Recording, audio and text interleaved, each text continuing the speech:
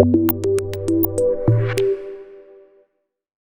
this video, we're going to take a look at how we can ensure that we're getting the speed and duplex we expect out of our link. So I'm going to come in here, I'm going to run my auto test.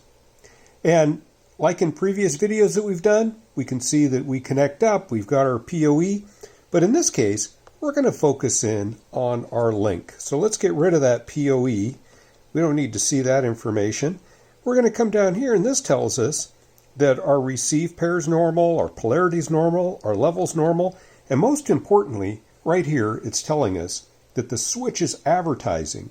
It can do 10, 100, or gig, half, or full duplex. This tells us that the switch is auto-negotiating and it's capable of doing up to 1 gigabit per second. Now I've moved over to a port that isn't performing as well.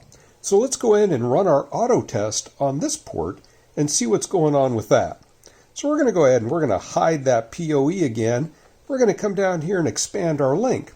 Now, in this case, it tells us up there at the top that this port is doing 100 half duplex. Well, here's the crazy thing.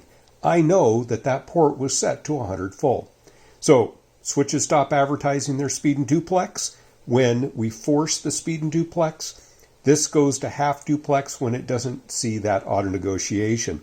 So in this case, the client would be set to 100 half, the switch set to 100 full. That is bad news. So we can use the NetAlly LinkRunner AT 2000 to go in and help us identify where we run into things like duplex problems on our network.